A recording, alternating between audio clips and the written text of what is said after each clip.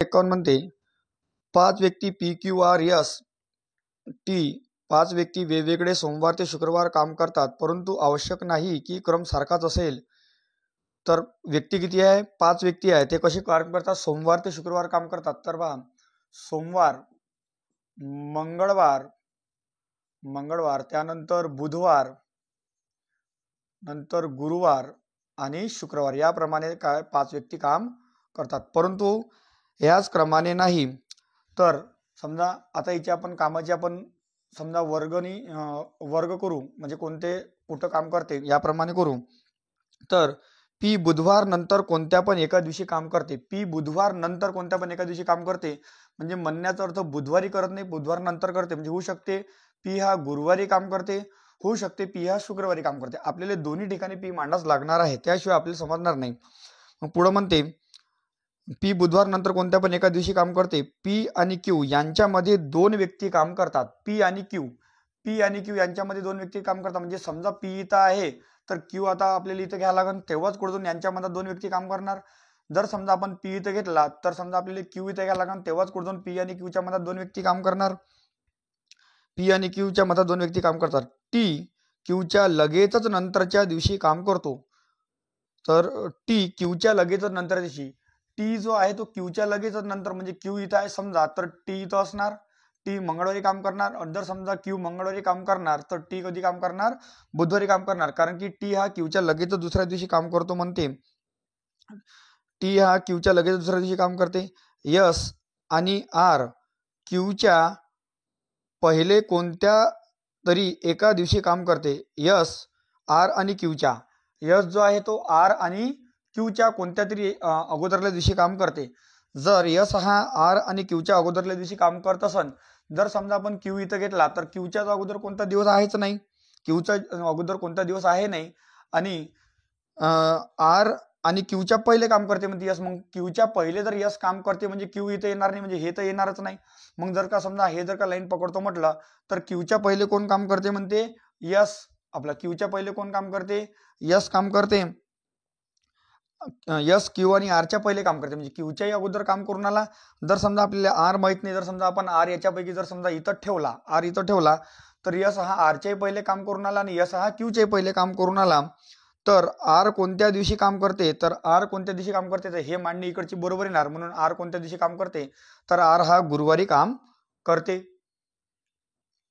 न, ज, व, रा ही अक्षरे जुळून एक शब्द तयार केल्यास तिसरे अक्षर कोणते? हे अक्षर म्हणजे ह्या अक्षराचा अर्थपूर्ण जर का शब्द तयार करतो म्हटलं तर अक्षर पूर्ण शब्द तयार होणार वनराज. कोणता शब्द तयार होणार?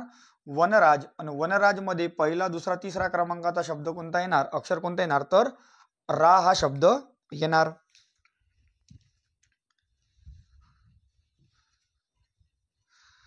प्रश्न क्रमांक 53. प्रश्न क्रमांक 53 म्हणते प्रश्नचिन्हाच्या जागी योग्य पर्याय निवडा. तर 20 आहे, 42 आहे, 72, 110 आणि त्याच्यानंतर काय येणार? तर 20 कसा आला? तर 20 हा आलेला आहे पहा. 20 हा आला 4चा वर्ग प्लस 4 करतो म्हटलं म्हणजे 4 चौक 16 4 किती होणार? 20. त्याचप्रमाणे पुढचा जर का करतो म्हटलं तर हा येणार 6चा वर्ग, 6चा वर्ग प्लस 6, 6 6 36 आणि 6 किती होते? 42. मग त्याचप्रमाणे काय येणार? 8चा वर्ग प्लस 8 म्हणजे किती होणार? 72. मग त्याचप्रमाणे मग 8 नंतर काय येणार? इथं 10 आणि त्याच्यानंतर काय येणार? 12. 12चा वर्ग किती होते? 12चा वर्ग 144 प्लस 12 म्हणजेच किती होणार? 156. म्हणून पर्याय क्रमांक 1 156. 53चं उत्तर असेल. उभी मांडणी करून उभेमध्ये जर करून पाहायचं म्हटलं तर काय आलेला समजा होऊ शकते मधातली संख्या पाहिजे असेल किंवा होऊ शकते हे पाहिजे असेल, तर इथं क्रम असा दिलेला आहे पहा. 14 अधिक 4, 14 अधिक 4 म्हणजे किती होते? 18. 18 भागेला किती केलेला? 2, म्हणजे हे मधातली संख्या आली 19. मग त्याचप्रमाणे इकडची सुद्धा काय केली? याची बेरीज केली. 51 अधिक 19, 51 अधिक 19 म्हणजे किती होते? 70. 70 भागेला 2 म्हणजे किती होणार? 35. त्याचप्रमाणे याची सुद्धा काय करायला लागेल? आपली बेरीज करायला लागेल. तर पहिला अक्षर काय घेतला? 9. ठीक आहे. 9 मध्ये तुम्हाला किती प्लस करायला लागेल आहे का नाही? किती प्लस करायला लागेल आता पाहायला लागेल. म्हणजे 9 आणि इथं काय येणार? तर इथे समजा इथं 17 येणार, तर पर्यायावरून जर का घेतो म्हटलं आपण तर पर्याय क्रमांक जर समजा आपण 2 घेतो म्हटलं तर 9 आणि 25, 9 आणि 25 याची जर का बेरीज करतो म्हटलं तर 9 आणि 5 1404, आजचा आला 1. ठीक आहे. 9 1 10 2 12, 9 1 10 2 12. जर का समजा एक मिनिट याची बेरीज जर करतो म्हटलं 9 आणि 25, 9 आणि 25 ची जर का बेरीज करतो म्हटलं तर 9 आणि 5 किती होते, 14, 4 हातचा आला, 1 2 ने किती झाले 3, याला किती भागा लागन, 2 न भागा लागन. 34 ले 2 न भागलं तर किती येणार 17. ठीक आहे. म्हणून ह्या प्रश्नचिन्हाच्या जागी कोणता अंक येणार आहे 25 हा अंक येणार. प्रश्न क्रमांक 56 म्हणते ए हॅश बी चा अर्थ आहे ए बी चे वडील आहे. ए डॉलर बी चा अर्थ आहे ए बी ची पत्नी आहे. ए अँड बी चा अर्थ आहे ए बी चा भाऊ आहे. ए @ बी चा अर्थ आहे ए बी ची बहीण आहे. तर हा एवढ्या मोठ्या प्रश्नात आपल्याला एवढ्या मोठ्या मांडणीशी काही लेनदेन नसते, तर इथं जे चिन्हाचा आहे चिन्हाचा संबंध काय दर्शवते फक्त हे आपल्या लक्षात आलं पाहिजे. तर चिन्हाचा संबंध असं दर्शवते का इथं हॅश हा संबंध दर्शवते वडील, हॅश हा संबंध दर्शवते वडील. त्यानंतर इथे साईडनं लिहितो हॅश हा संबंध दर्शवते वडील. त्याच्यानंतर डॉलर हा संबंध दर्शवते पत्नी. त्यानंतर अँड हे चिन्ह दर्शवते भाऊ. त्यानंतर @ हे चिन्ह दर्शवते बहीण. असं पहिले समजा एवढा मोठा जरी प्रश्न असेल हे साईडनं फक्त एवढ्या याच्यातले पॉईंट लिहून घ्यायचे, बाकीच्या प्रश्नाची काही लेनदेन नाही. तर पुढील काय म्हणते, जर W hash V dollar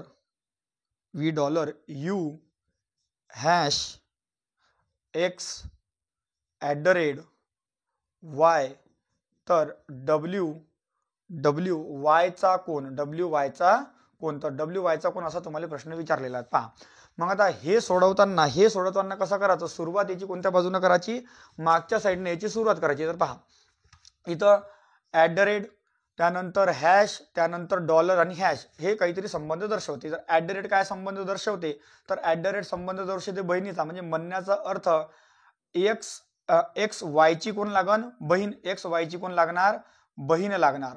Y ची बहीण कोण आहे, एक्स आहे, बहीण आहे, म्हणून इथं काय द्यायचं वजाबाकीचं चिन्ह. ठीक आहे. पुरुषासाठी नेहमी प्लसचं चिन्ह द्यायचं आणि महिलासाठी वजाबाकीचं चिन्ह द्यायचं. जर तुम्ही चिन्ह देणार नाही तर तुम्हाला जेंडर लक्षात येणार नाही, आणि जेंडर जर का तुमच्या लक्षात येणार नाही तर तुम्हाला नातं सांगता येणार नाही. त्यामुळे पुरुषासाठी प्लसचं चिन्ह ठेवायचं आणि महिलासाठी वजाबाकी चिन्ह ठेवायचं. तर इथं मागच्या बाजूने सुरुवात करताना एक्स वाय ची कोण लागते, बहीण. एक्स वाय ची बहीण. त्यानंतर हॅश, आपला हॅश काय दर्शवते, वडील. हॅश काय दर्शवते, वडील. म्हणजे एक्स चे वडील कोण येते, यू. एक्स चे वडील कोण येणार, यू. वडील येते म्हणजे काय येणार इथं यू प्लस. त्यानंतर डॉलर काय दर्शवते, पत्नी. डॉलर काय दर्शवते, पत्नी. म्हणजे यू ची पत्नी कोण येणार, यू ची पत्नी येते व्ही. मग यू ची पत्नी आहे, मग हे याची कोण आहे, बहीण आहे.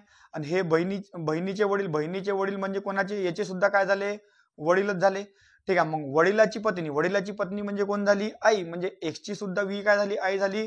आणि वाय ची सुद्धा व्ही काय झाली, आई झाली. ठीक आहे. मग हे काय झाली, आई झाली. मग आता नंतर काय दर्शवते, हॅश. मग आईचे वडील कोण आहे, डब्ल्यू. आईचे वडील कोण दर्शवून आले, डब्ल्यू म्हणजे काय आले, प्लस आलं. मग आईचे वडील म्हणजेच ह्या वायचे कोण लागणार, आजोबा. आईचे वडील वायचे कोण लागणार, आजोबा. तर काय म्हणते प्रश्नात म्हणते, तर डब्ल्यू वायचा कोण, म्हणजे वायचा डब्ल्यू कोण लागणार, वायचा डब्ल्यू कोण लागणार, आजोबा लागणार. ठीक आहे. म्हणून पर्याय क्रमांक 2 आजोबा.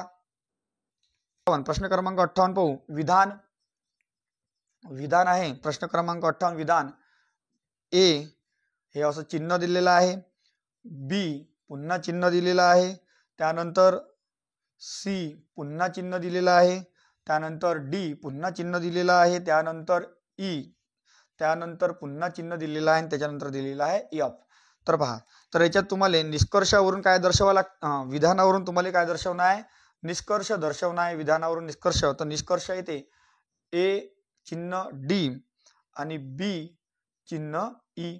आता हे चिन्ह काय दर्शवते पहा, तर ए वरून तुम्हाला समजा डी पर्यंत जाणं आहे, ए वरून तुम्हाला डी पर्यंत जाणं. मग इथं या ठिकाणी जर आपण पाहायचं म्हटलं तर ए वरून तुम्हाला डी पर्यंत जाणं आहे. तर नेहमी लक्षात ठेवायचं, जर हे चिन्हाचे जे तोंड तुम्हाला दिसून आले, ठीक आहे, जर का सगळ्याच्या सगळे चिन्हाचे तोंड एकाच बाजूनं असणार, जर का सर्वचे सर्व चिन्हाचे तोंड जर का एकाच बाजूनं असणार तर आपण निष्कर्ष काय करू शकतो, बरोबर करू शकतो. परंतु ह्या चिन्हाचं तोंड ह्या बाजूने आणि इकडच्या चिन्हाचं तोंड तिकडच्या बाजूने, म्हणजे दोन्ही चिन्हाचं तोंड कशा आहे, विरुद्ध बाजूने. मग जर का विरुद्ध जर का चिन्ह जर का मनात कुठं आले तर मग काय त्याचा निष्कर्ष निघतच नाही, म्हणून पहिलं निष्कर्ष येणार नाही. मग ह्याचप्रमाणे आता कुठं जाणार आहे तुम्हाला, बी पासून ई पर्यंत जाणार. मग तुम्हाला कुठं जाणार, बी पासून ई पर्यंत. मग बी पासून जर का ई पर्यंत जर का जातो म्हटलं, मग पुन्हा पहा ह्या चिन्ह आणि हे चिन्ह, या दोन्ही चिन्हाचे तोंड कसे आहे, विरुद्ध बाजूने. म्हणजे हा इकडे आहे, हा इकडे आहे, म्हणजे याचे तोंड कसे आहे, विरुद्ध बाजूने. म्हणजे याचे सुद्धा निष्कर्ष निघणार नाही, म्हणजे हे सुद्धा चुकीचं येते. ठीक आहे, म्हणून पर्याय क्रमांक काय येणार, 2 हे काय चुकीचं आहे. लक्षात ठेवा, जर का सारखे सारखे जर तोंडाच्या इकडे चिन्ह असेल तर त्याच्यावरून निष्कर्ष काढता येते. परंतु जर का चिन्ह वेगवेगळे, म्हणजे चिन्हाचं तोंड जर का वेगवेगळ्या दिशेला असणार तर त्याचं निष्कर्ष निघत नाही. म्हणून उत्तर काय येणार, पर्याय क्रमांक 2 दोन्ही पर्याय चुकीचे आहे. 59 प्रश्न क्रमांक 59 म्हणते, 6 सीताफळच्या किमतीत 2 आंबे येतात आणि एका कलिंगडच्या किमतीत 3 आंबे येतात. एका व्यक्तीने 18 रुपये देऊन 2 कलिंगड खरेदी केले, तर त्याने आणखी घेतलेल्या 4 आंबे व 10 सीताफळची किंमत किती. तर पहा हे कसं सोडवावं लागेल. तर एका व्यक्तीने 18 रुपये देऊन 2 कलिंगड घेतले, म्हणजे 18 रुपये दिले. 18 रुपयात त्याने किती कलिंगड घेतले, 2 कलिंगड. 2 कलिंगड घेतले. मग 18 रुपयात 2 कलिंगड घेतले, म्हणजे म्हणण्याचा अर्थ एक कलिंगडची किंमत किती झाली, एक कलिंगडची किंमत होणार तुमची 9 रुपये. मग पुढं म्हणते, 6 सीताफळच्या किमतीत 2 आंबे येतात आणि एका कलिंगडच्या किमतीत 3 आंबे. मग एका कलिंगडची किंमत किती आहे, 9. मग एका कलिंगडच्या किमतीत किती आंबे येतात म्हणते, 3 आंबे. 3 आंबे म्हणजे म्हणण्याचा अर्थ 9 रुपयाले किती आंबे येणार, 9 रुपयाले 3 आंबे. मग 9 रुपयाले 3 आंबे, तर एक आंबा कितीचा येणार, एक आंबा किती रुपयाचा होणार, 3 रुपयाले कितीचा आंबा पडणार, एक आंबा. ठीक आहे. मग पुढं म्हणते, 6 सीताफळच्या किमतीत 2 आंबे येतात. 6 सीताफळच्या किमतीत किती आंबे येतात म्हणते, 2 आंबे. मग एका आंब्याची किंमत किती झाली, 3 रुपये. तर मग 2 आंब्याची किंमत किती होणार, 6 रुपये. आणि म्हणते 6 सीताफळच्या किमतीत 2 आंबे होतात, म्हणजे 6 सीताफळ घ्या किंवा 2 आंबे घ्या. मग 6 म्हणजे 2 आंब्याचे किती रुपये होऊन आले, 6 रुपये. म्हणजे म्हणण्याचा अर्थ मग असा होणार की ह्या 6 रुपयाले किती सीताफळ पडणार, 6 सीताफळ पडणार. 6 रुपयाले किती सीताफळ येणार, 6 सीताफळ येणार. कारण की 6 सीताफळच्या किमतीत किती आहे, 2 आंबे, म्हणजे 6 रुपयाले किती सीताफळ येणार, 6 सीताफळ येतात. तर पुढं प्रश्न म्हणते, तर आणखी 4 घेतलेले आंबे आणि 10 सीताफळची किंमत किती. तर 4 आंबे, तर एका आंब्याची किंमत किती आहे, एका आंब्याची किंमत दिली आहे 3 रुपये. तर 4 आंबे, तर 4 आंबे किती रुपयाले होणार, तर गुणेला 3, 4 त्रिक 12 रुपयाले होणार. पुढं म्हणते, तर 10 सीताफळची किंमत किती. तर 6 सीताफळची किंमत 6 रुपये, तर एक सीताफळ, तर एक सीताफळची किंमत किती रुपये होणार, 1 रुपया. मग 10 सीताफळ पाहिजे. मग 10 सीताफळची किंमत किती आहे, एका सीताफळची किंमत 1 रुपये. मग 10 सीताफळ किती रुपये होणार, 10 गुणिले 1 म्हणजे किती रुपये होणार, 10 रुपये. तर एकत्रित किंमत किती होणार, 10 आणि 12 किती होते, 22 रुपये. म्हणून याची एकत्रित किंमत किती रुपये येणार, 22 रुपये येणार. क्रमांक 60 म्हणते, एक सूक्ष्मजीव प्रत्येक 24 तासात आपल्या संख्येच्या दुप्पट होते, तर 30व्या दिवशीच्या शेवटी त्याची संख्या 84 लाख होते, तर 21व्या दिवशी त्याची संख्या किती होती. पहा आता त्याचं म्हणणं काय आहे की 30व्या दिवशी संख्या किती होऊन आली, 84 लाख होत आहे. 30व्या दिवशी संख्या 84 लाख, प्रत्येक दिवशी काय होते, दुप्पट होते.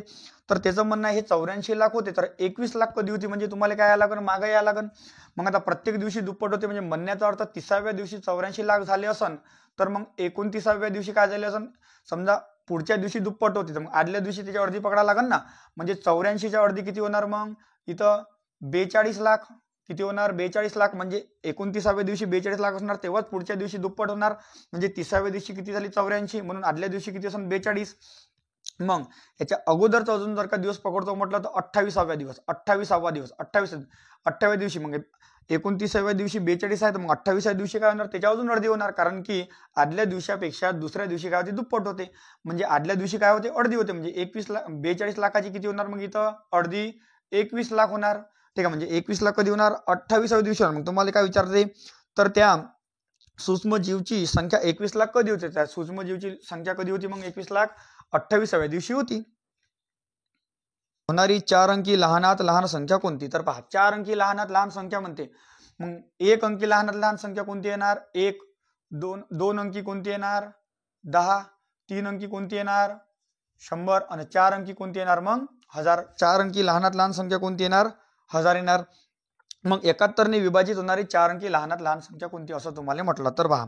मग 71 ने विभाजित होणारी 4 अंकी लहानात लहान संख्या, तर 4 अंकी लहानात लहान संख्या कोणती आहे 1000. मग जर का हे 1000 ले काय करायचं 71 न भागा. 1000 ले जर का 71 न भागतो म्हटलं तर भागाकार येते याचा 14.08 जवळपास एवढा याचा भागाकार येते. म्हणजे 14 पेक्षा काय येऊन आला थोडासा जास्त येऊन आला. म्हणजे 14 पेक्षा जास्त येऊन आला म्हणजे तो पूर्ण जर का पकडतो म्हटलं तर आपल्याला काय पकडायला लागेल पूर्ण 15 वेळा येऊन आला गुणाकार. ठीक आहे, याचं एक जुगाड सांगून आलो. 15 वेळा येऊन आला गुणाकार, किती वेळा येऊन आला सरळ सरळ 15 वेळा येऊन आला. मग गुणाकार जर का भागाकार जर का तुमचा 15 वेळा आला येणं भागल्याचं 14 पेक्षा जास्त म्हणजे आपण पकडू येईल 15 पूर्ण संख्या पकडून घ्यायची. मग आता 15 वेळा भागाकार आला म्हणून आता कितीनं भागाचं होतं 71 न भागाचं होतं म्हणून काय करायचं 71 गुणेला 15. आता 71 गुणेला जर का 15 करतो म्हटलं तर 15 एक 15शी 5 आजचा आला 1. ठीक आहे, 15 साती किती होते 105. 105 किती होणार 106. ठीक आहे, म्हणजे म्हणण्याचा अर्थ पहा. आता मग तुम्हाला काय भेटली ते सर्वात लहान. मग जर का याचा गुणाकार केला तर सर्वात लहान संख्या कोणती भेटणार तुम्हाला 4 अंकी 1065 जिनं 71 न काय जाईल पुरेपूर निशेष भाग जाईल. 62 प्रश्न क्रमांक 62. मुंबईची सध्याची लोकसंख्या 10 लाख आहे. ती दरवर्षी 5% वाढते तर 3 वर्षांतर त्याची लोकसंख्या किती. तर पहा सध्याची परिस्थिती समजा दरवर्षी 5% वाढते 3 वर्षानंतर मध्ये 5%. मग 5% जर का समजा आपण याचा रेशो काढतो म्हटलं तर 5% म्हणजे 5 भागेला 100. 5 एक 5 5 20 100 म्हणजे 1/20. आता हे दरवर्षी 5% वाढते म्हणजे 20 होती तर दरवर्षी 5% वाढते म्हणजे किती वाढते 1 वाढते. म्हणजे 20 वर कितीची वाढ होते 1 ची वाढ होते. म्हणजे 20 वरून लोकसंख्या किती होते 21 होते. मग अशी किती म्हणते 3 वर्ष. असं 3 वर्ष तुम्हाला करायचं आहे. तर पहिले समजा लोकसंख्या किती होती 20 मग नंतर किती झाली 21. अशी तुम्हाला 3 वर्ष पाहिजे म्हणून याला 3 वेळा मांडा. इथं 20 इथं किती येणार 21 इथं 20 आणि इथे किती येणार 21. मग आता जर का याचा गुणाकार जर आपण करतो म्हटलं ठीक आहे 5% वाढते तर बेदुनी 4 4 दुनी 8 म्हणजे तुमचे किती येणार 8000. मग याचा जर का गुणाकार जर आपण करतो म्हटलं तर म्हणजे तुम्हाला इथं काय दर्शवते हे तुमची काय दिलेली लोकसंख्या. हे तुमची दिलेली लोकसंख्या म्हणजे 8000 म्हणजे तुम्हाला लोकसंख्या दिलेली आहे इथं 10 लाख. 8000 म्हणजे लोकसंख्या दिलेली आहे 10 लाख. तर 21 गुणेला 21 म्हणजेच तुमची जी लोकसंख्या दर्शवणार 21 चा वर्ग 441 गुणेला पुन्हा 21 करा. 21 एक 21 ची एक हातचे आले 2 21 चोक 84 85 86. ठीक आहे, हातचा आला 8 21 चोक 84 आणि किती होणार 92 म्हणजे किती येणार 9261. म्हणजे 9261 म्हणजे किती. तर पहा आता हे आपण करून पाहू. 10 लाख गुणेला 9261 भाग्याला किती येणार इथं 8000 भाग्याला किती येणार 8000. मग आता हे जर का भागाकार देतो म्हटलं तर पहा आता हा शून्य हा शून्य हा शून्य हा शून्य हा शून्य हा शून्य कटला. पुन्हा येले 8 न भाग जाते 4 दुनी 8 4 दुनी 8 उरले किती 2 4 5 20. ठीक आहे, मग पुन्हा 100 म्हणजे आले 250. पुन्हा जर काही भाग देतो म्हटलं की त्याला 125. आणि आता 125 गुणेला काय करणार तुम्हाला 9261 म्हणजे 9261. तर 125 गुणेला 9261 जर का याचा तुम्ही गुणाकार केला तर तुम्हाला पर्याय क्रमांक 3 11,57,625 लोकसंख्या भेटते. म्हणजे 3 वर्षानंतर लोकसंख्या किती होणार 11,57,625. B/A बरोबर किती येणार 0.25. B/A बरोबर किती आला 0.25 दिला. हा जर का पॉईंट काढतो म्हटलं उजवीकडून 2 घरांतर पॉईंट होता. जर हा पॉईंट काढायचा असेल तर मला काय द्यायला लागेल उजवीकडून 2 घरांतर पॉईंट होता खाली काय घ्या त्या पॉईंट काढण्याऐवजी 2 शून्य घ्या. मग 25 एक 25 25 चोक 100 म्हणजे B ची किंमत किती येणार 1 तर A ची किंमत किती येणार 4. ठीक आहे, मग आता तुम्हाला प्रश्न दिलेला आहे 2AB वजा B भागेला 2A अधिक B अधिक 2/9. मग आता जिथं जिथं तुम्हाला B दिसते तिथं A ठेवा, जिथं जिथं A दिसते तिथं 4 ठेवा. म्हणून इथं 2 गुणेला 4 गुणेला 1 वजा 1 भागेला 2. आता A ची किंमत किती आहे गुणेला 4 अधिक B बरोबर किती आहे 1 बरोबर अधिक किती होणार 2/9. मग हे जर का सोडवतो म्हटलं तर 4 दुनी 8 8 एक 8 8 मधून 1 गेलं किती उरते 7. ठीक आहे, पुन्हा भागेला 4 दुनी 8, 8 किती होते 9 प्लस 2/9. मग आता इथं काय दिलेला आहे तुमचा छेद समान आहे म्हणून तो एकच एवढा लिहा. वरच्या वरची काय होणार बेरीज होणार 7 2 किती होते 9. 9 भागेला 9 म्हणजे किती येते 1. म्हणजे पर्याय क्रमांक 2 एक उत्तर बरोबर आहे. परिमिती आणि वर्तुळ यांचे क्षेत्रफळ अंकीय समान असल्यास व्यास किती म्हणते. तर आता तुम्हाला माहित पाहिजे की व्यास पहा. आता हा जसं एक वर्तुळ काढला, हा वर्तुळ काढला तर मध्यबिंदू पासून समजा ह्या रेषेला जर का टेकला तर हा काय झाला तुमची त्रिज्या झाली. आणि तुम्ही जर का व्यास म्हणणार तर हा पूर्ण समजा ह्या रेषेपासून हे रेषे पूर्ण जर का जोडून दिली तर हे काय ठरवलं हे काय दर्शवणार आपण व्यास दर्शवणार. ठीक आहे. म्हणजे म्हणण्याचा अर्थ त्रिज्येचं दुप्पट काय असते व्यास असते. नेहमी लक्षात ठेवायचं. तर पहा परिमिती आणि वर्तुळाचे क्षेत्रफळ. तर वर्तुळाचे परिमिती आणि क्षेत्रफळ काय म्हणते समान आहे म्हणते. म्हणजे पहा मग वर्तुळाचे क्षेत्रफळ काय होणार पाया आर वर्ग. ठीक आहे. आणि परिमितीचं म्हटलं तर काय येणार 2 पाया आर. हे दोन्हीचे दोन्ही समान आहे म्हणजे आपण काय लिहिलं इथं बरोबरीचं चिन्ह लिहिलं. तर आर वर्ग म्हणजे पाया आर वर्ग म्हणजे काय होणार 2 वेळा. म्हणून आर गुणेला आर बरोबर 2 पाया आर. मग इकडचा आर इकडच्या आर सोबत कडून जाते, इकडचा पाया इकडच्या पायासोबत कडून जाते. म्हणजे आर बरोबर किती येते 2. म्हणजे तुमची त्रिज्या किती भेटली त्रिज्या 2 भेटली. तर व्यास किती म्हणते. जर त्रिज्या 2 आहे तर व्यास तुम्हाला विचारला तर त्रिज्येच्या दुप्पट काय असते व्यास असते. म्हणजे 2ची दुप्पट काय येणार 4. म्हणून व्यास किती येणार तुमचा पर्याय क्रमांक 3 4. एका वस्तूची छापील किंमत व खरेदी किंमत यातील फरक 900 रुपये असून दुकानदार छापील किमतीवर 25% सूट देऊनही 25% नफा कमावतो तर त्या वस्तूची खरेदी किंमत सांगा. तर पहा छापील किंमत आणि खरेदी किंमत यातील फरक दिलेला आहे. तर 25% सूट देऊनही 25% काय होतो नफा होतो. पहा एका याच्यावर काय उन्हाला नफा उन्हाला आणि एका याच्यावर काय उन्हाला तोटा उन्हाला. ठीक आहे. मग आता नफ्याची वस्तू नेहमी काय राहणार खरेदी किंमत आणि तोट्याची नेहमी काय राहणार तुमची छापील किंमत. तोट्याची नेहमी छापील किंमत राहणार. तर पहा तर नफा किती उन्हाला 25% नफा उन्हाला म्हणजे 100ची वस्तू होती आणि ते 25% नफा उन्हाला म्हणजे 25 प्लस करावं लागन. आणि तोटा पण 25% उन्हाला म्हणजे 100ची वस्तू होती 25% तोटा उन्हाला म्हणजे वजा 25. 100 अधिक 25 किती होणार 125. 100 वजा 25 किती होणार 75. मग याचा रेशो काढतो म्हटलं तर 25 पाची 75 25 चोक 100 आपलं 25 त्रिक 75 25 पाच 125. तर यांच्या छापील किंमत व खरेदी किंमत. मग हे खरेदी किंमत आहे छापील किंमत आहे. छापील किंमत व खरेदी किंमत यांच्यातील फरक कितीचा म्हणते 900चा. परंतु जर का इथं युनिटचा जर का फरक काढतो म्हटलं तर 5 आणि 3 मध्ये फरक किती युनिटचा 2 युनिट. आणि हे 2 युनिट म्हणजे आपल्याला किती रुपये दर्शवते 200 रुपये. 2 युनिट म्हणजे 200 रुपये दर्शवते. तर 1 युनिट म्हणजे किती रुपये दर्शवणार 450 रुपये. मग तुम्हाला म्हटलं की त्या वस्तूची तुम्हाला काय म्हणते खरेदी किंमत किती म्हणते. मग आता लक्षात घ्या. तर इथं खरेदी किंमत हे तोट्याची किंमत होऊन जाईल आणि छापील किंमत हे नफ्याची किंमत. मग तुम्हाला खरेदी किंमत विचारलं तर 450 एक म्हणजे किती दर्शवते 450. तर तुम्हाला खरेदी किंमत विचारलं तर खरेदी किंमत हे इकडची होईल तर गुन्ह्याला किती येणार 3. म्हणून 5 त्रिक 15ची 5 हातच्या आले 4 त्रिक 12 आणि 1 13 आणि हा शून्य जातो. म्हणजे खरेदी किंमत किती येणार तुमची खरेदी किंमत येणार तुमची 1350. नळीतून दर सेकंदाला 25 मिलीलिटर पाणी वाहून जात असेल तर 2.5 तासात किती लिटर पाणी वाहून जाणार पहा. आता दर सेकंद इथं म्हणते दर सेकंदात किती ml म्हणते 25 ml 25 ml पाणी वाहून जाते. तर 2.5 तासात तर 2.5 तासात किती लिटर पाणी वाहून जाणार. पण इथं सेकंद दिलेला आहे इथं तास दिलेला आहे. म्हणजे आता तुम्हाला काय करावं लागेल युनिट तुम्हाला सारखा करावं लागेल. तर युनिट तुम्हाला सारखा करावं लागेल. इथं सेकंद आहे इथं तास आहे तर या तासाची सुद्धा काय करावं लागेल तुम्हाला सेकंद करावं लागेल. म्हणून 2.5 गुणेला तासाचे पहिले मिनिटात रूपांतर करावं लागेल तर गुणेला 60 आणि पुन्हा जर का त्याचे तासात रूपांतर करावं लागेल तर गुणेला काय होणार 60. मग आता हे जे काही येणार याचा युनिट ते सेकंदात तुम्हाला दर्शवता येईल. हा जर का पॉईंट काढतो म्हटलं इथं एका घरानंतर पॉईंट आहे म्हणून एक वर खाली काय लागेल 1 0 0 0 तुमचा कटला. मग इथं 25 आणि 25 सक किती होणार 150 म्हणजे 150.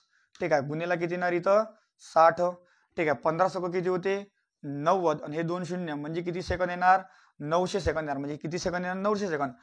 तर दर सेकंदात 25 ml तर 900 सेकंदात किती ml 900 सेकंदात किती ml पाणी वाहून किती लिटर पाणी वाहून जाणार म्हणजे लिटर विचारलं तर 25 ml. आता ml विचारलं काय किती लिटर पाणी वाहून जाईल. मग लिटर मध्ये विचारलं तर मग तुम्हाला 25 मिलीलिटरचे काय करणार आहे लिटर करणार, मग मिलीलिटरचे लिटरमध्ये रूपांतर करण्यासाठी तुम्हाला कितीनं भागा लागेल, 1000 तुम्हाला भागा लागेल. ठीक आहे. आणि दिलेला किती वेळ आहे, 9000 सेकंद, म्हणजे इथे किती गुणेला 9000. ठीक आहे. 10 10 10 10 10 कटले सगळे शून्य. मग आता 25, आता हे 1000 भागलं होतं म्हणून हे ml सुद्धा कडून जाणार, कारण की हे काय होऊन जाणार आता लिटर येणार, हे युनिट कसे होऊन जाणार, लिटर होऊन जाणार. म्हणून 25 गुणेला 9 म्हणजे किती होते, 225 लिटर. पर्याय क्रमांक 2. परिमेय संख्या नाही तर 5.6 1/0 -8/5 आणि 3.1/2. तर परिमेय संख्या, तर परिमेय संख्येची परिभाषा काय म्हणते, परिमेय संख्या आपण त्याला म्हणतो जे संख्या आपण अंश आणि छेदाच्या स्वरूपात मांडता येते, परंतु त्याचा छेद हा शून्य नसला पाहिजे, परंतु त्याचा छेद का नसला पाहिजे, शून्य नसला पाहिजे, त्या संख्येला आपण काय म्हणतो असतो, परिमेय संख्या म्हणतो असतो. मग आपण हे अंश आणि छेदाच्या स्वरूपात मांडू शकतो. हा जर का पॉईंट काढतो म्हटलं एक घरांतर पॉईंटमध्ये 1 वर 1 शून्य, म्हणजे पुन्हा हा पॉईंट मध्ये अंश आणि छेदात मांडता आला. हाही अंश छेदात मांडला, हाही अंश छेदात मांडता येते. 3 दुनी 6 आणि 1 7/2. हा जरी अंश छेदात आहे, परंतु याचा जो आहे छेद हा काय शून्य आहे, म्हणून हे परिमेय संख्या नाही. तर एका संख्येचे चक्रवाढ व्याज व सरळ व्याज यांच्यामधील फरक 250 रुपयाची रक्कम कोणती, 5% दराने 2 वर्षाच्या मध्ये. तर पहा, आता तुम्हाला कंपाऊंड इंटरेस्ट म्हणजे चक्रवाढ व्याज म्हणते 5% दराने, किती वर्ष म्हणते, 2 वर्ष. मग 2 वर्षाचे 5%चे चक्रवाढ व्याज किती होणार, तर 5% आणि 5%. आता 2 वर्षात तुम्हाला काढायचं, काय करायचं, एक वेळा जोडा आणि एक वेळा गुणाकार. 5 आणि 5 किती होते, 10. 5 5 किती होते, 10.25. म्हणजे 2 वर्षाचे कंपाऊंड इंटरेस्ट किती होणार, 10.25. ठीक आहे. मग त्याचप्रमाणे काय म्हणते, सरळ व्याज म्हणजे सिंपल इंटरेस्ट. ठीक आहे. 5% दराने 2 वर्षाचे सरळ व्याज, मग एका वर्षाचं 5%, तर 2 वर्षाचे किती होणार, 5% गुणेला 2 म्हणजे 5 दुनी 10%. तर एका रकमेचे चक्रवाढ व्याज व सरळ व्याज यातील अंतर किती रुपयाचे, 250 रुपयाचे आहे. मग टक्केमध्ये अंतर म्हटलं तर कितीचं आहे, हे 10% 10.5%, म्हणजे अंतर कितीचं येणार, अंतर येणार तुमचं 0.25%चं अंतर येणार. आणि हे 0.25%चं अंतर म्हणजे तुम्हाला किती रुपये दर्शवते, 250 रुपये. म्हणजे 0.25 म्हणजे किती रुपये होते, 250 रुपये होते. तर आता तुम्हाला काय, ती मुद्दल कोणती, मुद्दल नेहमी किती असते, 100%. तर 100 म्हणजे किती, म्हणून 250 गुणेला 100 भागेला 0.25. हा जर का पॉईंट काढतो म्हटलं इथे किती येणार, 2 शून्य, 25 25 कटले, म्हणजे 1 वर किती शून्य येणार तुमचे, 5 शून्य. 1 वर किती शून्य येणार, 5 शून्य, 1 2 3 4 5. म्हणजे पर्याय क्रमांक 1 काय तुमचं बरोबर आहे. म्हणते आई वडील मुलगा यांच्या वयाचे गुणोत्तर 4:5:1 आहे. जर आई मुलापेक्षा 21 वर्षांनी मोठी असेल तर आजचे वडिलाचे वय काय. तर तुम्हाला गुणोत्तर दिलेले आहे, आई वडील आणि मुलगा, आई वडील आणि मुलगा यांचे गुणोत्तर तुम्हाला दिलेले आहे 4:5:1. जर आई मुलापेक्षा 21 वर्षांनी मोठी आहे, आई मुलापेक्षा 21 वर्षांनी मोठी आहे, म्हणजे म्हणण्याचा अर्थ असं होणार, यांच्या गुणोत्तराचं अंतर किती आहे, 3चं. आणि हे 3चं अंतर म्हणजे किती वर्ष दर्शवते, 21 वर्ष इथं दर्शवते. ठीक आहे. 3चं, याच्या आई आणि मुलगा यांच्या गुणोत्तराचं अंतर किती आहे, 3चं. आणि हे 3चंच अंतर म्हणजे तुम्हाला किती दर्शवते, 21 वर्ष दर्शवते. तर वडिलाचे वय किती म्हणते, वडिलाचं वयाचं गुणोत्तर किती आहे, 5. म्हणजे म्हणण्याचा अर्थ 3 म्हणजे 21 होणार, तर 5 म्हणजे किती, म्हणून 21 गुणेला 5 भागेला 3. 3 7 21 आणि 7 5 35. म्हणजे वडिलाचं वय किती वर्ष येणार, 35 वर्ष वडिलाचं वय येणार.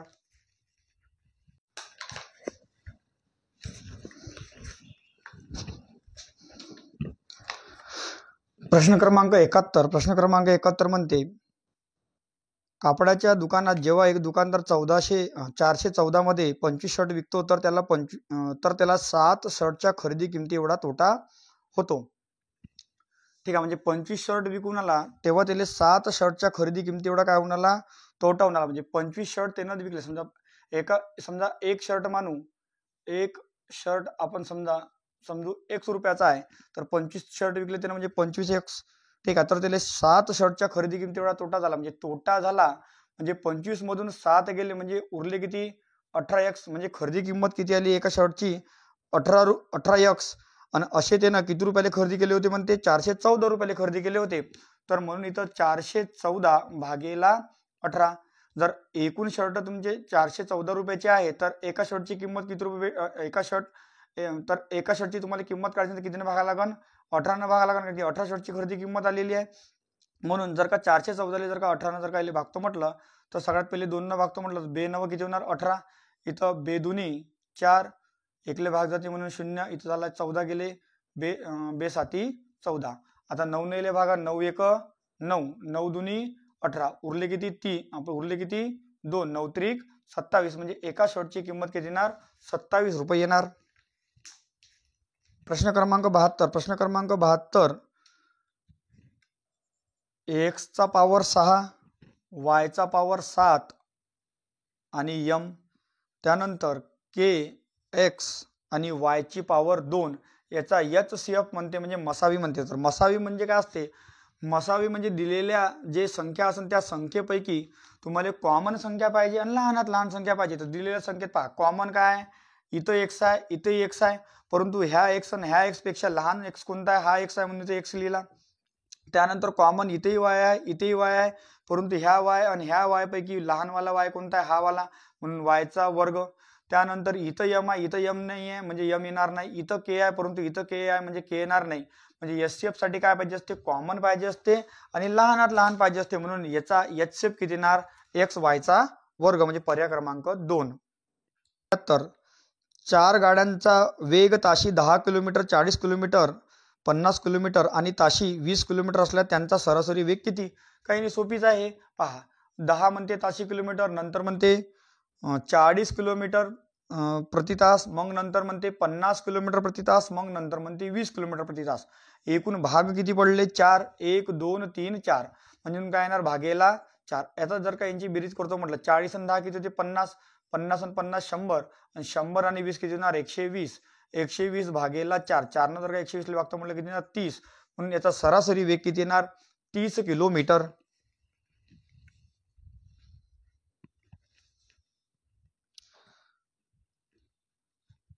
प्रश्न क्रमांक 75. 10% मलाईचे 200 लिटर दूध आणि 20% मलाईचे 300 लिटर दूध एकत्र केल्यास मिश्रणातील दुधात मलाईचे शेकडा प्रमाण किती? म्हणजे म्हणणं त्याचं असं आहे की 200 लिटर मध्ये किती टक्के मलाई आहे? 10%. म्हणजे 200 लिटर मध्ये 10% मलाई आहे, म्हणजे किती लिटर मलाई आहे? जर काढतो म्हटलं तर 20 लिटर काय मलाई आहे. ठीक आहे. त्याच्यानंतर म्हणते 300 लिटर दुधात 20% मलाई आहे. आता 300 लिटर आहे, 300 लिटरचे 20% जर का काढतो म्हटलं तर 2 0 2 0 कटलं, म्हणजे ती 20 दुनी 60, म्हणजे किती लिटर मलाई आहे? 60 लिटर मलाई आहे. म्हणजे एकत्रित मलाई किती झाली? 60 लिटर आणि 20 लिटर, म्हणजे 80 लिटर एकत्रित मलाई झाली. तर पुढे प्रश्न म्हणते तर त्या मिश्रणातील दुधात मलाईचे शेकडा प्रमाण किती? म्हणजे एकूण मिश्रण किती झालं मग? 200 लिटर आणि 300 लिटर. एकूण मिश्रण आहे 500 लिटर, आणि या 500 लिटर मध्ये किती लिटर मलाई आहे? 80 लिटर मलाई आहे. तर शेकडा प्रमाण म्हणते म्हणून गुन्हेला काय येणार? 100. 0 0 कटला, 5 1 5, 14 5 किती होते? 80, म्हणजे किती टक्के? आपला 14 5 80 म्हणतो, म्हणजे 5 1 5, उरले किती? 3, 5 6 30, म्हणजे किती होणार? 16% काय होणार? त्याच्यात मलाईचे प्रमाण येणार. 76. बिस्किटच्या 4 पुड्यांना 14 रुपये पडतात, तर असे 2 डझन पुड्यांना किती रुपये पडतात? पहा आता 4 पुडे किती रुपयाचे उन्हाले म्हणते? 14 रुपयाचे. तर 2 डझन पुडे कितीचे? 1 डझन म्हणजे 12, तर 2 डझन म्हणजे 24, तर 24 डझन पुडे किती रुपयाचे? याचा गुणाकार याच्यासोबत, याचा गुणाकार याच्यासोबत, म्हणून 14 गुणेला 24 भागेला 4, 4 सख 24. मग आता जर का याचा गुणाकार करतो म्हटलं तर 6 चोक 24, 4 आजचे आले 2, 4 1 4 5 6, म्हणजे किती रुपये येणार? आपलं 6 चोक 24, 4 आजचे आले 2, 6 1 6 7 8, म्हणजे किती रुपये येणार? 84 रुपये येणार. बिस्किटची पुड्याची किंमत किती येणार? 2 डझनची 84 रुपये, म्हणजे पर्याय क्रमांक 3. प्रश्न क्रमांक 77. एक अंगठी, एक बांगडी, एक चैन यांचे वजन, एकूण वजन 41.8 ग्राम आहे. एक अंगठी अधिक एक बांगडी अधिक एक चैन याचे एकूण वजन किती आहे म्हणते? 41.8 ग्राम. ठीक आहे. बांगडी व चैन यांचे एकत्रित वजन आहे 32.48. बांगडी आणि चैन याचे एकत्रित वजन दिलेलं आहे. याचे एकत्रित वजन किती दिले आहे तुम्हाला? 32.48 ग्राम. ठीक आहे. आणि हे एकूण वजन दिलेलं आहे अंगठी, बांगडी आणि चैन 41.08 ग्राम. मग तुम्हाला विचारलं कोणाचं, मग अंगठीचे वजन किती, मग तुम्हाला अंगठीचे वजन पाहिजे. मग अंगठीचे वजन पाहिजे, हा प्लस मध्ये इकडे जाताना काय होईल, मायनस मध्ये येणार. म्हणून अंगठीचे वजन इथं काय होणार, बरोबर 41.08 वजा 32.48. जर का याची वजाबाकी केली तर पर्याय क्रमांक 4 म्हणजे 8.6 ग्राम काय येणार, अंगठीचे काय येणार, वजन येणार. 78 प्रश्न क्रमांक 78, दोन क्रमांकात विषम संख्याचा लसावी 195, तर त्या संख्या कोणत्या. दोन क्रमांकात विषम संख्याचा लसावी 195 आहे. तर पर्यायावरून दोन क्रमांकात विषम संख्या, समजा आपण पर्यायावरून पकडला 15 आणि 17, याचा लसावी किती आला पाहिजे म्हणते, 195 आला पाहिजे. मग हे मूळ संख्या आहे, हे समसंख्या आहे. ह्या दोघांचा सरळ सरळ जर का गुणाकार करतो म्हटलं तर 195 यायला पाहिजे.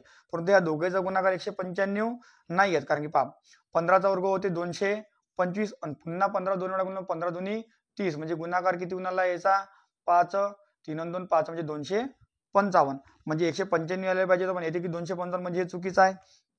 त्यानंतर मग दुसरा पर्याय जर पकडतो म्हटलं 13 आणि 15, 13 आणि 15चा एलसीएम काढायचा. मग 13 आणि 15चा एलसीएम काढायचा म्हणजे सरळ काय करा, दोघांचा गुणाकार करा, कारण की इथे हे मूळ संख्या आहे म्हणून. मग पहा 15 ते 45 ची 5 7 आले 4, 15 1 15, 15 आणि 4 किती होते 19, म्हणजे याचा लसावी किती येते 195 होते. म्हणून पर्याय क्रमांक 2 13 आणि 15.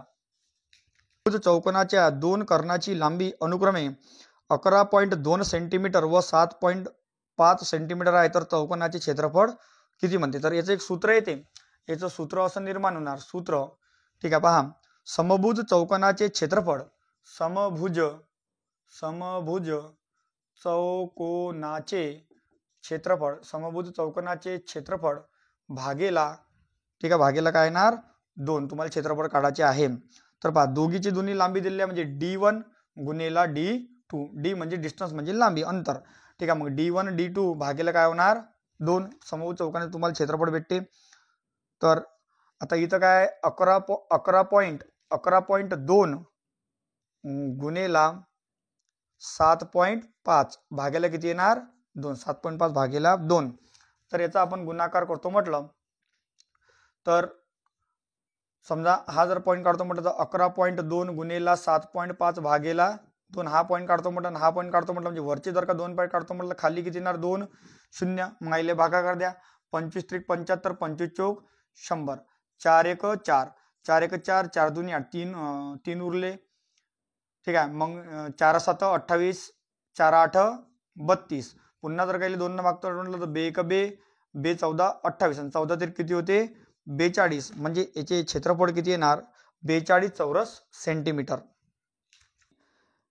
एक व्यक्तीने 520 रुपयाच्या किमतीवर 15% सूट दिल्यास त्या वस्तू किती रुपयाला पडेल. सोपीच आहे, म्हणजे 520 रुपयाची काय वस्तू आहे, त्या वस्तू किती रुपयाची आहे म्हणते 520 रुपयाची, आणि याच्यावर 15% काय दिली म्हणते सूट दिली, तर ते वस्तू किती रुपयाला पडणार. म्हणजे म्हणण्याचा अर्थ असा होते 15% सूट दिली म्हणजे 100 वर 15% सूट दिली म्हणजे किती रुपये पडणार ते 85. म्हणजे इथं असं दर्शवते 85% म्हणजे किती 500, आपला 100% म्हणजे किती, तर 100% तुम्हाला दर्शवते 520 रुपये.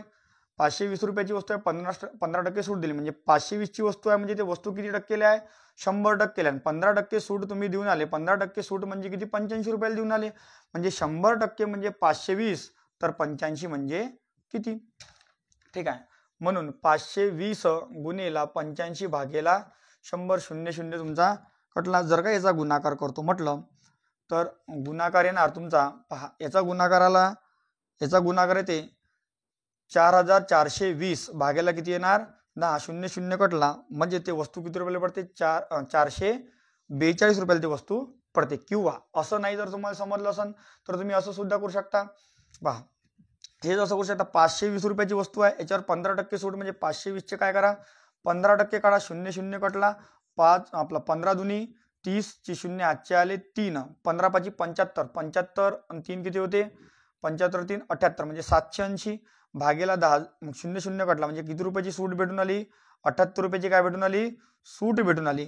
म्हणजे 520 मधून जर का आपण 78 रुपये वजा केले, 520 वजा 78. 500 पासून जर 78 गेलं तर आपल्याला किती भेटते? 442 रुपये भेटते. म्हणजे ती वस्तू किती रुपयाला पडते? 442 रुपयाला पडते. संख्येच्या वर्गातून त्याच संख्येची तिप्पट वजा केली असता उत्तर 238 येते, तर ती संख्या कोणती? तर असा प्रश्न तुम्हाला पर्यायावरून सोडवा लागेल. समजा आपण पर्याय क्रमांक 4 घेतला. पर्याय क्रमांक 4 आहे 17. तर एका संख्येच्या वर्गातून म्हणजे 17चा वर्ग किती होती? 289. एका संख्येच्या वर्गातून त्या संख्येची काय म्हणते? तिप्पट. म्हणजे त्या संख्येची तिप्पट म्हणजे कोणाची तिप्पट? 17ची तिप्पट. म्हणून 17 गुणिले 3, 7 त्रिक 21 1, हातचे आले 2, 3 1 3 2 5 म्हणजे किती येते? 51. 17ची तिप्पट किती होती? 51. तिप्पट जर का वजा केली म्हणते तर उत्तर 238 येते म्हणते. मग आपण करून पाहू वजा बाकी. 289 वजा 51. ठीक आहे. 9 मधून 1 गेला किती उरते? 8. त्यानंतर 8 मधून 5 गेला किती उरते? 3. 2 जास्त तसा म्हणजे किती उरते? 238. म्हणजे इथे संख्या कोणती येणार? 17. म्हणजे पर्याय क्रमांक 4 17 बरोबर आहे. 86. जर प्रश्न क्रमांक 86 जर x चा घात 4 वजा y चा घात 4 बरोबर 15 आहे, तर x चा घात 4 अधिक y चा घात 4 बरोबर किती? असं त्याचं म्हणणं आहे. तर आता आपल्याला x च्या ठिकाणी आणि y च्या ठिकाणी आपल्याला अशी संख्या पकडायला लागेल की ज्याचा घात 4 केला आणि याचाही घात समजा 4 केला तर 15 आला पाहिजे. जर समजा आपण x च्या ठिकाणी 2 पकडले, x च्या ठिकाणी 2 पकडले म्हणजे समजा आता x च्या ठिकाणी 2 पकडले म्हणजे 2 चा घात 4 वजा 2 चा घात 4 किती होते? 2 चा घात 4 होणार 16. ठीक आहे. 2 चा घात 4 होते 16. आणि आता 16 मधून काय वजा करायला लागेल की 15 येणार? तर 16 मधून 1 वजा करायला लागेल. म्हणजे y च्या ठिकाणी आपण काय ठेवू शकतो? 1 ठेवू शकतो. आणि 1 चा चौथा घात म्हणजे काय? ते 1च येते. म्हणून 16 वजा 1 म्हणजे किती होते? 15. म्हणजे x ची किंमत किती येते? 2 आणि y ची किंमत किती येते? 1. म्हणून या ठिकाणी आता जर का ठेवतो म्हटलं तर x किती आला? 2 चा घात किती होते? 4. आणि इथं y चा घात किती? y चा घात म्हणजे काय पकडायला लागेल? 1 चा घात 4. मग 2 चा घात 4 म्हणजे होते 16 आणि 1 चा घात 4 म्हणजे होते 1. म्हणजे 16 ने किती होणार? 17. म्हणजे x चा घात 4 अधिक y चा घात 4 बरोबर किती येणार? 17. 87. प्रश्न क्रमांक 87. दोन क्रमागत विषम संख्येच्या वर्गातील फरक 64 चा आहे, तर त्यापैकी लहान संख्याचा वर्ग किती? लहान संख्येचा वर्ग म्हणते.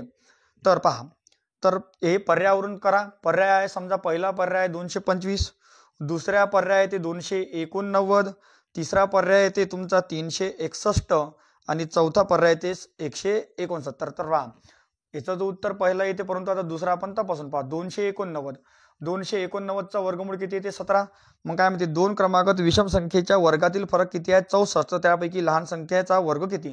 जर समजा आपण 289 पकडली आणि ह्या 289 चा वर्गमूळ किती येऊन आला? 17. मग आता दोन क्रमागत पाहिजे म्हणजे 17च्या नंतरची संख्या कोणती येणार? 19. यांच्या वर्गातील फरक तुमचा 64 येते का? पहा, म्हणजे 17चा वर्ग किती होते? 289. 19 चा वर्ग किती होते? 361. आता याची वजाबाकी करून पाहू. 361 वजा 289 आपला 289. जर का वजाबाकी करतो म्हटलं तर पहा, 1 मधून 9 जात नाही म्हणजे याच्यावरून 1 आपण घेतला तर म्हणजे 11 मधून 9 गेले किती उरते? 2. ठीक आहे. मग नंतर 1 यायला वापस दिला, 8 ने किती झाली? इथं 9. 6 मधून 9 जात नाही, 1 यायला वापस दिला म्हणजे किती झाले? 16. 16 मधून 9 गेले किती उरते? 7. म्हणजे इथं किती आला? वजाबाकी 72 आली. पण तो काय म्हणते? 64 पाहिजे म्हणते. म्हणजे लहान संख्या जर आपण 17 पकडली आणि मोठी संख्या समजा 19 पकडली तर येणार काय?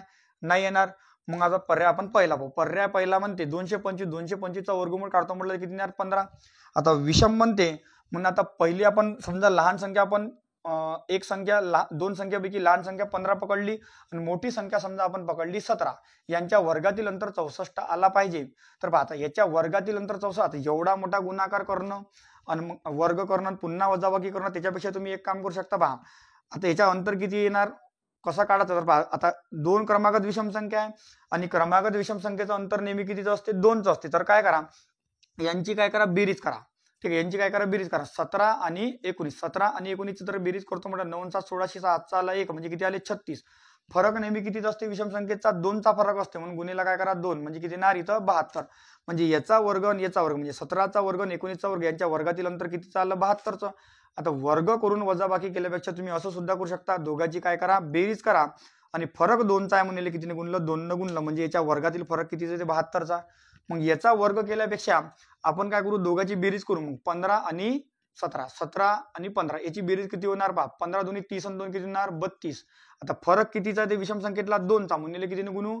2 न गुणू म्हणजे 32 गुणिले 2 म्हणजे किती होणार? 64 म्हणजे फरक किती येऊन आला, यांच्या वर्गातला फरक किती 64. प्रश्नात काय म्हणते, यांच्या वर्गातील फरक 64 आला पाहिजे म्हणते. तर लहान संख्या कोणती येणार म्हणते, कोणती येणार, तर लहान संख्या कोणती इथं 15, 15चा वर्ग किती होते 25. म्हणून पर्याय क्रमांक 1 तुमचं 225 काय येणार, बरोबर येणार. पुढील आकृतीत एकूण किती सरळ रेषा आहे, पुढील आकृतीत एकूण सरळ रेषा किती आहे. तर पहा, आता रेषाचे 3 प्रकार असते. एक असते अशी आडवी रेषा, ठीक आहे, त्यानंतर एक असते उभी रेषा आणि एक असते तिरपी रेषा. आडवी रेषा म्हणजे आपण याला म्हणतो हॉरिझॉन्टल, याला म्हणतो व्हर्टिकल, आणि तिरपी रेषा याला म्हणतो डायगोनल. ठीक आहे, म्हणजे 3 प्रकारच्या रेषा आहेत. तर पहा, आता हे दिलेल्या आकृतीत, आता जर का समजा आपण आकृती काढतो म्हटलं, ठीक आहे, हे आपण आकृती काढून पाहू. ठीक आहे, ह्या प्रकारे जर का आकृती काढतो म्हटलं तर पहा,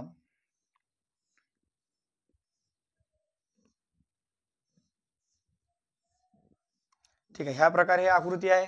ठीक आहे, पहा, इकडूनही 4 घरं आहे, इकडूनही 4 घरं आणि खालूनही 4 घरं आहेत. तर एकूण म्हणते रेषा किती म्हणते, तुम्हाला आकृतीने म्हटली रेषा म्हटली. तर अशी रेष पहा, सगळ्यात पहिले आडवी रेष पहा, 1 2 आणि 3 आणि 4. आडवी रेष किती येते 4. त्यानंतर अशी अशी रेष दिसते का उभी, उभी एकही रेष दिसत नाही, म्हणून हे किती येणार 0. मग आता तिरपी रेष, तिरपी रेष 1, हे किती येणार 2, त्यानंतर हे 1 3, त्यानंतर हे 1 4, त्यानंतर हे 1 5, त्यानंतर हे 1 7, त्यानंतर हे 8 आणि 1 9. आता कोणतीच तिरपी रेष नाही आहे, म्हणजे किती आले 9. मग 9 आणि 4 किती होते 13. म्हणून एकूण रेषा किती येणार, एकूण रेषा किती येणार 93. राम बाजारात चालत होता, त्याला तेथे जाणारा माणूस व त्याच्या पत्नी व 3 मुलासह व त्याच्या बहिणीसह भेटला. प्रत्येक बहिणीकडे 2 बाळ होते. त्यात एकूण 8 मुले व 6 मुली होत्या. तर स्त्री व पुरुष मिळून एकूण लोक किती. आता राम बाजारात चालला होता, राम बाजारात चालला होता. तर जाणारा माणूस त्याच्या पत्नी व 3 मुलासह, ठीक आहे, काय होती, समजा एक व्यक्ती होता, त्याची काय होती पत्नी होती, किती मुलं होते 3 मुलासह व त्याच्या 7 बहिणीसह भेटला. त्याची 7 बहीण म्हणजे 1 2 3 4 5 6 7 बहिणीसह भेटला. ठीक आहे, प्रत्येक बहिणीकडे 2 बाळ होते. प्रत्येक बहिणीकडे 2 बाळ होते म्हणजे हे 2 बाळ, येलेही 2 बाळ, येलेही 2 बाळ, येलेही 2 बाळ, येलेही 2 बाळ, येलेही 2 बाळ आणि हेही 2 बाळ. ठीक आहे, त्यात एकूण 8 मुलं व 6 मुली होत्या. तर स्त्री व पुरुषांची संख्या किती. मग आता 6 मुलं व 8 मुली होत्या, याच्याशी काही लेणं देणं नाही. मग आता हे आपल्याला मोजा लागेल. 1 2 राम, ठीक आहे, राम जात होता व तो त्याच्या पत्नी व 3 मुलासह, म्हणजे राम म्हणजे हा याच्यातलाच एक राम व त्याची पत्नी व त्याची 3 मुलं, म्हणजे 1 2 3 4 5. हा राम आहे, रामची पत्नी, त्याचे 3 मुलं, किती झाले 5. त्यानंतर 6 7 8 9 10 11 12.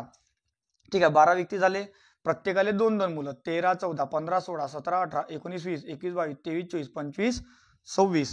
ठीक आहे, आणि एक राम बाजारात जात होता, जाणारा मनुष्य त्याच्या पत्नी. हा राम एक स्वतः पकडायला लागणार. आता राम एक स्वतः, कारण की राम बाजारात जात होता व मनुष्य त्याच्या पत्नी, तेथे जाणारा मनुष्य त्याच्या पत्नी, तेथे जाणारा हा मनुष्य त्याची पत्नी, जाणारा मनुष्य त्याची पत्नीसह भेटला. म्हणजे राम काय वेगळा आहे, राम आहे, जाणारा मनुष्य त्याच्या पत्नीसह भेटला. त्याच्या मनुष्य त्याच्या पत्नीला किती मुलं 3 मुलं होते व तो मनुष्य होता त्याला तिथे किती बहिणी होते 10 बहिणी होते. 10 बहिणीला प्रत्येकी 2 2 होते.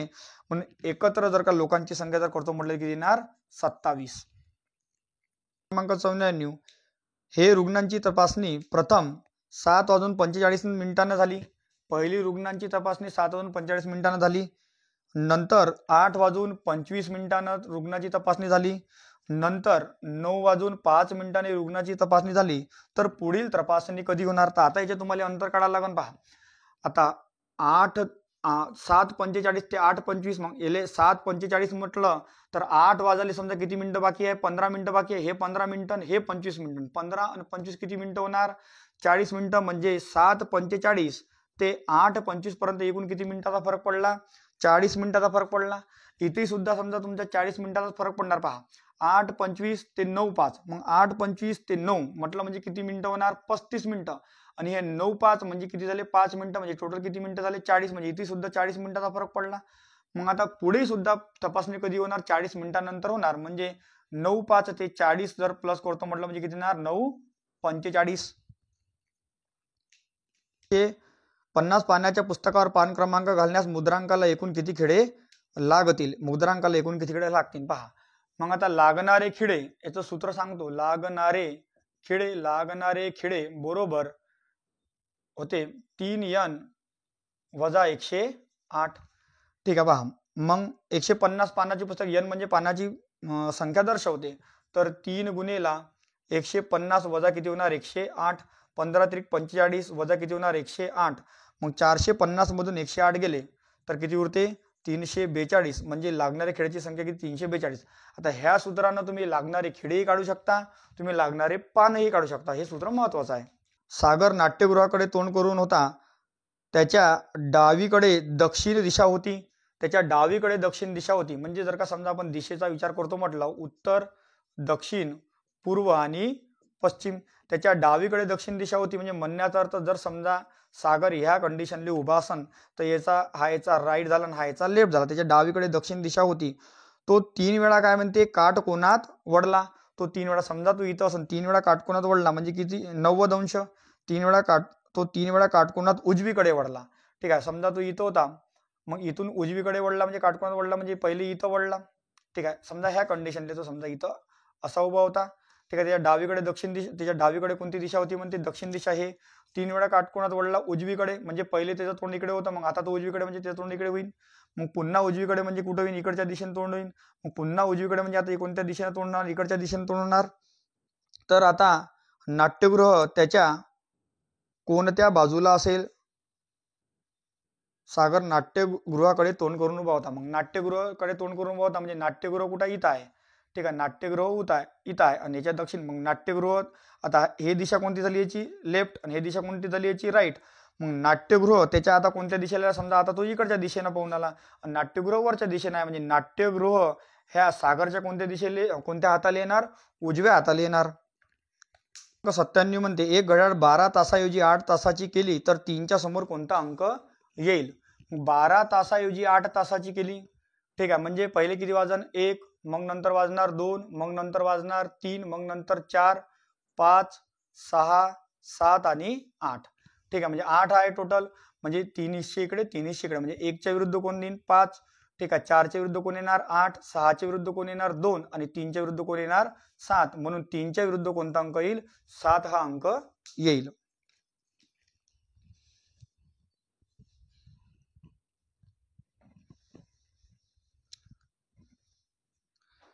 प्रश्न क्रमांक 98 पैकी कोणत्या प्रश्नचिन्हाच्या जागी कोणता योग्य पर्याय येणार. तर इथं दिलेला आहे 2, 10, 30, 68, 130 आणि 222. तर इथं दिलेली संख्या पहा 1चा वर्ग प्लस 1 म्हणजे किती होती 2. आता नंतर आहे 1चा घन प्लस 1 नंतर 2चा घन प्लस 2, 2चा घन 8 प्लस 2 किती होते 10. त्याचप्रमाणे मग 3चा घन प्लस 3, 3चा घन 27 प्लस 3 म्हणजे किती होणार 30. ह्याचप्रमाणे जर का समोर समोर चालतं म्हटलं तर येते 7चा घन प्लस 7 म्हणजे किती होते तुमचं 350. 4 गुणेला 9 बरोबर 97. त्यानंतर 3 गुणेला 7 बरोबर 58.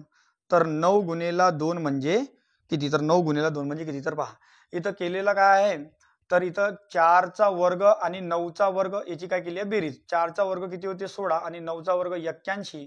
याची जर का बेरीज करतो म्हटलं किती येते 97. त्याचप्रमाणे 3चा वर्ग आणि 7चा वर्ग याची बेरीज येते 58. मग त्याचप्रमाणे 9चा वर्ग 81 आणि 2चा वर्ग 4. 81 आणि 4 किती होणार 85. म्हणजे पर्याय क्रमांक 2 85 तुमचं योग्य उत्तर बरोबर आहे.